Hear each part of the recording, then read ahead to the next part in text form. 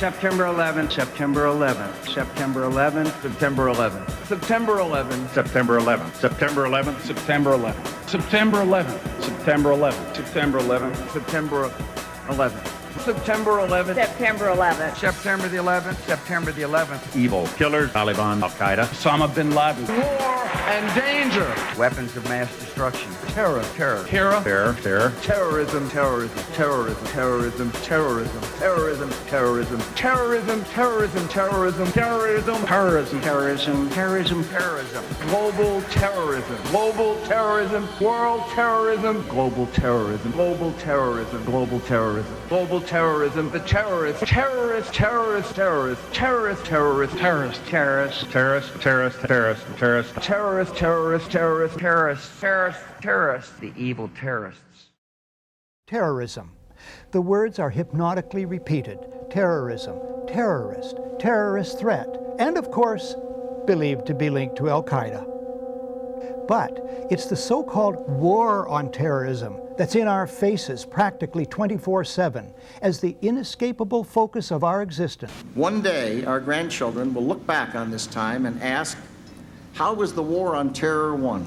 The entire U.S. ruling class, ruling elite, comes to see terrorism as the preferred means, indeed the only means, to provide social cohesion, to provide an enemy image for the society to keep it together. According to neocon theory from Carl Schmitt, you have to have an enemy image in order to have a society. It's a very dangerous thing because now it means that the entire social order, the political parties, intellectual life, politics in general, all based on a monstrous myth. Monstrous myth.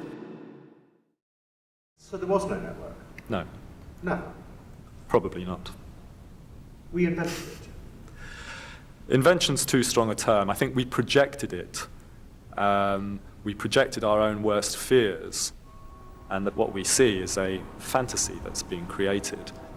Al-Qaeda is a global network with global reach. To target a deadly web of terror. The idea, which is critical to the FBI's prosecution, that bin Laden ran a coherent organisation with operatives and cells all around the world, of which you could be a member, is a myth. There is no Al-Qaeda organisation. There is no international network with a leader, with cadres who will unquestioningly obey orders, with tentacles that stretch out to sleeper cells in America, in Africa, in Europe.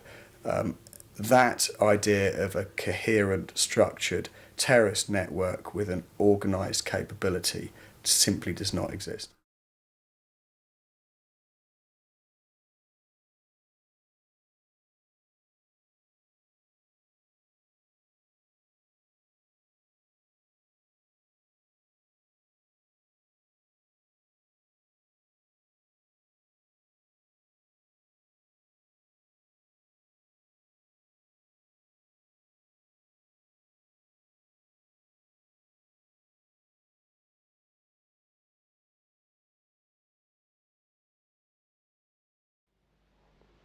And there are several key mind manipulation techniques which are very, very powerful propaganda tools. The most effective and the most powerful, and it's used on us all the time, is something I call problem, reaction, solution. It's a cracker, this one. It's a mind manipulation technique that avoids not only opposition to what is the goal of the manipulators, it actually manipulates people to demand they do what they want to do anyway. And it's happening all the time. Once you see this technique and how it works, you watch the news and read the newspapers in a completely different light because you start to see it happening. It works like this. You start by secretly creating a problem in the world and making sure someone else is blamed for it in the public arena, in the public mind. It could be a run on a currency, it could be a government collapse. At its most extreme, it could be a war, because the two world wars in this century were funded, all sides were funded by the same people. Provable. The same people that funded the Allies in the Second World War and funded the Soviet Union also funded Hitler.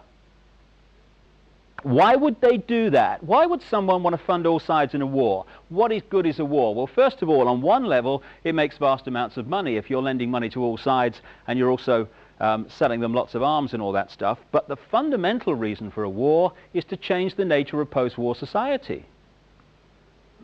And what we saw in the First World War and the Second World War were massive global examples of problem, reaction, solution, which work like this. The problems created secretly.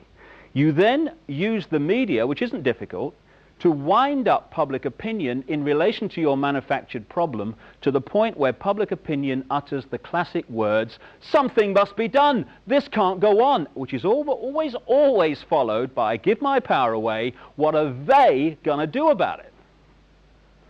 And at that point, those who created the problem and got someone else to be blamed for it wound up that public reaction, then openly in the public arena, in the parliaments of the world, in the newspapers and on the television, offer the solutions to the problems they have created. And in doing so, they get vast numbers of people to demand what they want to do anyway. For instance, if you want more cameras in the streets, crikey, they're going up all over the place in Britain. If you want more cameras in the streets, you want a more armed police force, you want more authoritarian laws, greater erosions of freedom, and you want the public to demand you do it, then get the public frightened of crime. Either let society break down so there is more crime, or emphasize crime to be worse than it really is in some areas. Get people frightened, and the first thing people do when they're in fear about something is they look for someone out there to protect them from what they're frightened of. So, get people frightened that they're going to be burgled, get people frightened they're going to be mugged in the street, and they'll demand you take the freedoms away. They'll demand cameras in the streets and more authoritarian laws. Yeah, there is a war on freedom. And we're being told over and over and over again that we need to support George Bush and we have to support the war in Iraq and we have to support this war on terror and we have to support all these laws that are coming by because, of course, they're all here to protect us. And yet when you look at things like the Patriot Act, this allows the FBI or any law enforcement agency to utilize what they call sneak and peek. They can go into your house when you're not home, and they can go through all of your stuff and without your ever knowing about it. How is this protecting your rights? That's just one example where we get to think we're free. You know, on the patriotic holidays, we all break out our flags and we wave them around and we sing patriotic songs like I'm proud to be American, where I get to think I'm free. We have a program known as Echelon, where they listen to every telephone call, every email, record every fax here in the United States. And all of this is done by computers. All of these messages are kept indefinitely on computer disks. What the American people must understand is that the massive amounts of money we're spending on defense is not to protect America, but ultimately to be used to control the American population as we move from freedom to fascism.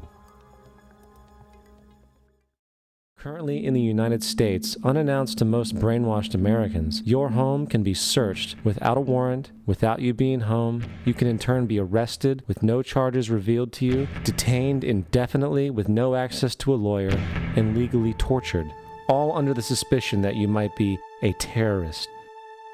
If you need a painted picture of what is happening in this country, let's recognize how history repeats itself. In February 1933, Hitler staged a false flag attack, burning down his own German parliament building, the Reichstag, and blamed it on communist terrorists. Within the next few weeks, he passed the Enabling Act, which completely eradicated the German Constitution, destroying people's liberties. He then led a series of preemptive wars, all justified to the German people as necessary to maintaining homeland security.